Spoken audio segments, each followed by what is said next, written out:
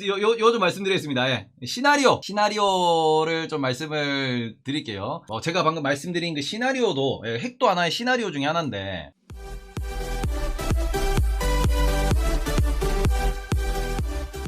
이게 뭐냐 그러면은 저는 요렇게 생각을 하는 게, 결국 큰 그림을 그리는 분과 그리지 않는 사람은 이게 인생에서든 아니면은 뭐 주식 투자에서든 아니면 부동산 투자에서든 결국에는 요게 있느냐 없느냐가 뭘 잡아주냐 그러면은 하나의 방향성을 잡아줘요. 그건 다들 알잖아요. 내가 무엇이 될 것이다, 내가 어떤 것까지 할 것이다, 내가 막 어떻게 보면은 그 막 이렇게 막 부동산 같은 경우에도 5년 뒤에 이게 뭐 철도가 뚫리는 걸 보고 5년 뒤에 공항이 들어올 걸 보고 그런 식으로 묻어놓는 게 하나의 방향성이거든. 그러니까 이 부분 자체가 어떻게 보면은 큰 그림의 중요성이고, 주식시장에서 시나리오를 쓴다라는 것도 요게 그 시나리오 쓰고 있는데 미친 새끼가 라고 얘기하는 이게 바로 그림이거든요. 이게 큰 그림이잖아요. 그럼 이 부분에서 지금 제가 뭐 매번 태피셜을 쓸 때마다 이번에는 뭐 애플의 실적이 중요하고요, 그죠? 애플 실적 전에는 그 테슬라의 실적이 중요했고요, 그리고 요 전에 같은 경우에는 매 주마다 나오는 그 소위 말하는 신규 실업 요런 뭐 지표들이 중요하고요, CPI가 중요하고요, 또 그전 같은 경우에는 고용보고서가 중요하고요, 요런 포인트들을 계속해서 하나 여기서 이게 만족되면은 더 갈 수 있을 것이다, 여기서 이게 만족이 안 되면은 빠질 것이다, 그리고는 요 상승 하락, 어떠한 이벤트를 두고 어떠한 뭔가 재료를 두고 그 종목이 됐든 국가가 됐든 섹터가 됐든 지수가 됐든 간에 그 이벤트를 보고 롱과 숏에 대해서 혹은 뭐 추가 매수 불타기 아니면은 뭐 이게 뭐 손절 그것도 아니면은 물타기를 말씀드리는 이런 이유들, 이런 것에 대해서 계속 확률을 말씀드리는 이유가 뭐냐 그러면은 이때마다 우리가 어느 정도 확률에 대해서 계산을 계속해서 돌리셔야 돼요. 그리고 이런 것들을 돌려서 실제로 매매를 하는 것들이 어떻게 보면 트레이딩이고요, 이거를 자동화시킨 게 뭐예요? 그게 알고리즘이거든. 그리고 이것의 베이스가 되는 게 뭐냐 그러면은 결국 데이터고요, 그리고는 차트고요, 여기에 나오는 그 재반되는 모든 숫자들이 환산돼서 나오는 게 뭐예요? 그게 가격이지, 그게 인덱스가 되는 거고, 그게 주가가 되는 거고, 요렇게 숫자로 다 모든 게 표현되는 게 이 시장의 논리입니다. 자, 그러면 이 부분을 보실 때 우리가 시나리오를 가져야 된다. 제가 아까 전에도 그 뭐 코스피 1700을 말씀하셔가지고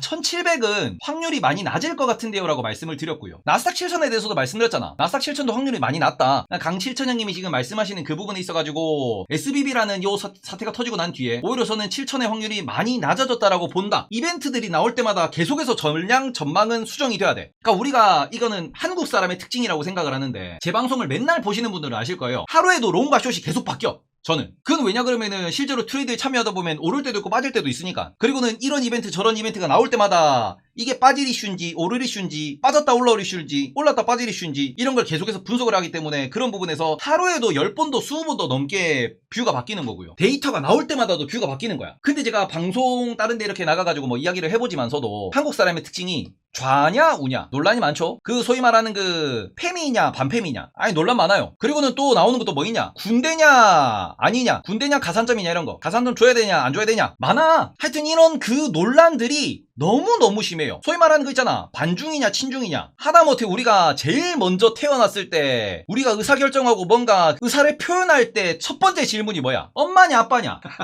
모든 질문은 여기서 출발한다. 모든 질문은 엄마가 좋아 아빠가 좋아 이거부터 시작해가지고, 그치? 엄마냐 아빠냐, 남자냐 여자냐, 좌냐 우냐, 그 부먹이냐 찍먹이냐. 야, 기분이 좋으면 부어 먹을 수도 있는 거고, 여기는 탕수육이니까 이 집은 찍어 먹고 이 집은 부어 먹고 이럴 수도 있는 거고, 뭐 여러 가지가 있을 수 있는 건데 이유가 없어. 부먹이야 찍먹이야. 아니 뭐 야 핑계대지 말고 이거 부연 설명이 길다. 부먹이야 찍먹이야. 아니 부먹이야 이 새끼 왜 그러는 거야 지금? 그러니까 이게 어떻게 보면은 이게 반은 농담인데, 보통 그 요걸로 어떻게 보면은 인간관계가 갈리는 경우가 많습니다. 근데 지금도 우리가 뉴스를 보면 이런 얘기합니다. 제가 오늘도 뉴스를 봤는데 이거 보고 이게 맞나 싶은데, 러시아, 중국, 북한, vs 한국, 미국, 일본이다. 우리 핵심은 이거잖아. 중국이 여기 있다, 한국은 여기 있다. 그래서 오늘 주식시장이 어땠어요? 중국 관련주들 박살났지.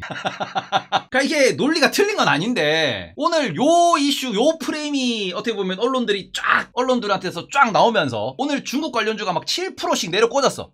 중국이 앞으로 우리나라 안 오면 어떡해요? 중국이 우리나라 물건 안 사주면 어떡해요? 그지? 뭐 그런 뭐 시나리오, 그런 논리로 어떻게 보면은 시장이 트레이드 되고 반복적으로 돈을 뭐 잃고 벌고 하는 게 맞아. 그런데 이게 너무 심하다 이거지. 그러니까 말 그대로 이게 어떻게 보면은 우리가 뭐 방송에서도 그렇고 제가 방송 다니면서 맨날 느끼는 게 거거든. 지난번에는 숏이셨는데 왜 롱이 되셨어요? 그리고는 심지어 유튜브 댓글도 봐도 야, 이 새끼는 어느 날은 숏이라고 했다가 어느 날은 롱이라고 그랬다가 어느 날은 뭐 이 새끼는 왜 이렇게 자주 바뀌냐 이러거든. 근데 시장은 살아있는 생물이야. 여자친구 같은 놈이라고. 아니 살아있는 말 그대로 그 하나의 그 시장이라는 그 미스터 마켓이라 그러잖아. 왜 그렇게 표현하냐라는 거지. 왜? 기분이 좋을 때도 있고 안 좋을 때도 있고 아니 기분이 좋을 때는 올라가, 기분이 안 좋으면 내려가. 어떤 지표 데이터를 봤어, 기분이 안 좋아, 떨어지는 거야. 어떤 차트를 봤어, 기분이 좋아, 더 올라가는 거야. 아니 채팅창이 왜 이러지? 형님들 잠깐만, 채팅창 이게 아닌 것 같은데? 채팅창이 왜 이러지? 어쨌든 이런 부분에서 시나리오를 크게는 세워놓으셔야 돼요. 그 시나리오가 뭐냐 그러면은 이런 얘기하죠. 연초에 많이들 말씀하셨습니다. 상고하저냐 아니면은 상저하고냐 요런 얘기 많이 했어. 이것도 시나리오입니다. 자산 배분을 긴 관점으로 시나리오를 짜는 게 이게 중요한 거고요. 그리고는 저는 여기서 되게 건방지게 이랬지. 상저하저입니다. 건방진 새끼. 어디? 200주선 기준으로. 근데 삼성전자가 감산 얘기하면서 200주선 뚫었지. 이걸 지켜내느냐 못 지키느냐 매우 중요해요. 만약에 이걸 지켜낸다 그러면은 상저하고 계속 가는 거야. 근데 200주선을 못 지켜내. 그러면은 결국에는 이게 상저 하중 정도 뭐 이렇게 뭐 볼 수 있겠죠. 저도 지금 이거를 수정했어요. SBB가 터지면서 연말 되면 오를 것 같다. 올해 내내 긴축을 예상을 하다가 중간에 돈 푸는데 이거 돈 풀었는데 이거 그러니까 상반기에는 조금 흔들리더라도 하반기엔 올라갈 수 있겠네. 이렇게 보고 있는 거거든요. 이게 상저 하중이 될지 상저 하고가 될지 모르겠지만 결국 저는 200주선을 기준으로 보고 있고요. 200주선 기준이라는 소리는 뭐야? 상저 하중이면은 연말에 한 2500, 2600 이렇게 될 수 있다라고 보는 거고, 상저 하고로 보면은 2600, 2700, 2800 이렇게 보는 거지. 올해 연말에. 그러니까 요런 시나리오 변경을 계속 하는 거죠. 만약에 제가 상저 하저라 그랬으면 연말까지도 얼마 이렇게 보고 있다라는 거였어. 요런 시나리오를 본인들이 이제 계속 세우셔야 되는 거고요. 저는 여기에서 이제 이런 이벤트들이 나올 때마다 본인 뷰를 바꿔야 돼요. 이게 우리나라의 특징 중에 하나인데 뭐 미국도 마찬가지지만 본인이 하나의 뷰를 설정을 하면은 이거를 고집을 부려. 그리고는 시청자들 역시도 네가 뷰를 바꾸지 않고 네 뷰를 처음부터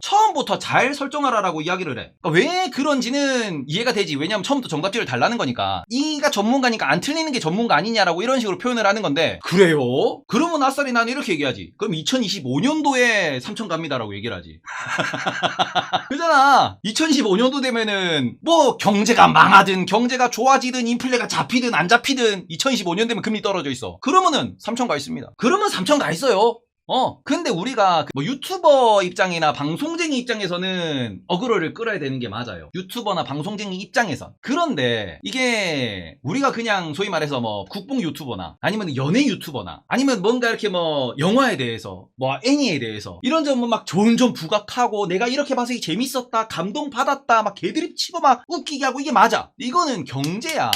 돈이 걸려있는 거라고. 돈이. 어그로를 끌고 내 말을 들으세요가 아니고, 제일 중요한 거는 지금 이게 이렇게 됐기 때문에 원인과 결과를 분석하면서 단기, 중기, 장기 전망을 하면서 그러면서 계속해서 이거를 맞춰나가야지. 내 고집을 부리는 게 아니고. 핵심은 그거잖아. 내 고집을 부리면 안 된다라는 거예요. 내 고집을 부리면 안 된다. 그래서 결국에는 시나리오를 작성해 놓으시고, 확률 높은 시나리오, 그리고는 정말로 이거는 위험한 이벤트라고 한 시나리오를 잘 짜셔야 되고요. 지금 1700이라고 하는 게 확률은 낮아요. 근데 1700이라는 시나리오를 갖고는 계셔야 됩니다. 왜? 이거는 말 그대로 우리나라에 뭔가 큰 문제가 생겼을 때, 뭐 채권 시장에서 돈이 안 보인다든지 아니면 진짜로 무슨 전쟁이 난다든지, 어쨌든 이런 부분에서 저는 이제 핵심이 이번 5, 6월에 코코본드가 됐니, 상업용 부동산이 됐니, 미국 부채환대표가 됐니, 불확실성이 너무 많다 이거지. 이 불확실성이 많기 때문에 세린메이를 말하는 분들이 많이 계시고, 세린메이로 1700이 가냐 그러면 그건 안 갈 거야. 세린메이 해봐야 코스피는 2400이 어느 정도 바닥을 만들어 줄 겁니다. 차트를 보든 지금 심리를 보든. 그런데 그게 깨고 내려갈 확률은, 정말로 부채한 잡승이 길게 안 되면서 문제를 크게 일으켜, 그러면은 나스닥도 1000 깨고 내려간다라는 썰이 나올 수밖에 없는 거고, 그럼 코스피도 2000 깨고 내려간다라는 썰이 나올 수밖에 없는 거예요. 그러니까 이런 부분에 있어가지고 내가 시나리오는 요렇게 좀 설정하시는 게 좋다라고 생각을 하는 게, 첫 번째, 일반적인 시나리오, 보통 90% 확률로 가져갈 수 있는 시나리오를 짜시고, 이게 진짜 말 그대로 내 매매의 재료가 돼야 돼요. 한 90% 정도의 확률로 많은 전문가들이 얘기하고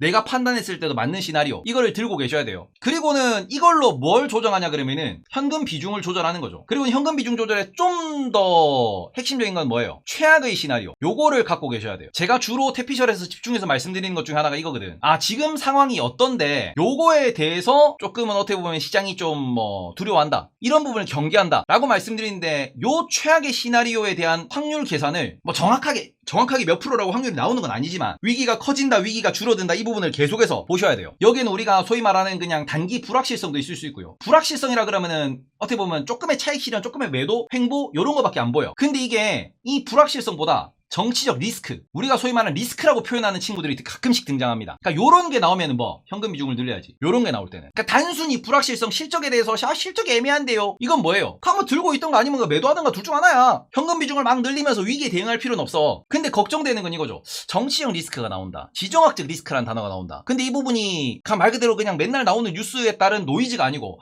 진짜 좀 걱정되는 포인트 정도 수준으로 이게 막 말이 나온다 그러면은 뭘 하셔야 되냐? 그러면은 현금 비중을 평소보다 좀 늘려야겠다, 혹은 매수를 좀 멈춰야겠다, 아니면 들고 있는 애들 좀 차익 실하면서 매도를 해야겠다 라는 식으로 접근을 하실 수 있는 거지. 그렇게 접근을 하셔야 되는 거지. 그러니까 지금 최근 같은 경우에는 제가 뭐 SBB가 터지고 난 뒤에는 오히려 롱입니다 라고 말씀드린 거는 불확실성 해소됐지, 연초부터 뭐 터질 것 같은데요, 뭐 터지면 큰일 날걸요 라고 얘기했는데 터졌네, 해결했네, 야 가자.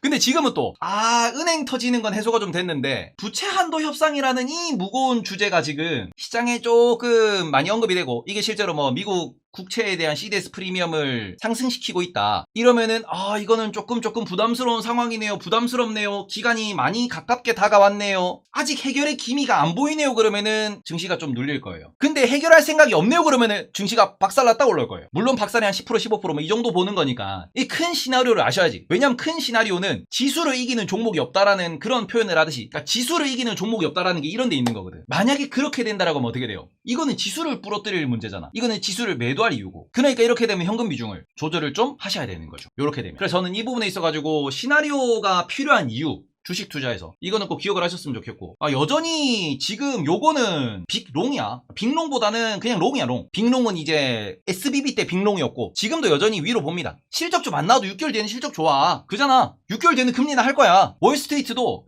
연말까지 금리 인하 한두 번 얘기하고요. 그리고 월스트리트에서 보수적으로 보는 분들도 내년 1분기면 금리 떨어집니다 이게요, 기준금리. 그러면 내년 1분기라 따지면 지금 9개월 남았거든. 선반영해야지. 그럼 지수가 많이 높은데요, 해도 높으니까 빠졌다 가겠지 이 생각하는 거거든. 그러니 지금 지수가 안 빠지는 거야. 90% 확률은 롱입니다. 근데 걱정되는 이 10%가 뭐예요? 이게 지금 연초에는 은행 터지면은 빅숏이다, 은행은 막았어. 근데 지금은 6월에 코코본드 터지고 저 뭐 부채 한도 협상 안 되고 그러면은 이것도 빅숏이지. 근데 지금은 빅숏 확률이 올라가고 있죠. 이래서 지금은 현금 비중을 늘리는 것도 하나의 방법이고, 아니면 물려도 나는 계속 간다라고 하는 종목을 매수하셔야 된다, 이렇게 말씀을 드리고 싶은 거고, 미국장을 말하는 거 아니냐, 국장은 다르지라고 하시는데 국장도 지금 제가 일단은 띄워놨어요. 이거를 오늘 일제히 발표났던 제조업 지수를 띄워놨습니다. 유럽, 영국, 일본, 독일 다 제조업 지수, 제조업 PMI 나왔거든. 이 부분은 일단 좀 끊어놓고 이어서 말씀을 드릴게요. 왜냐면 이게 딱히 우리나라 시장에 지금 긍정적이진 않아요, 우리나라 시장에. 그래서 일단은 여기까지 시나리오 투자에서도 말씀을 드리고, 시나리오가 필요한 이유,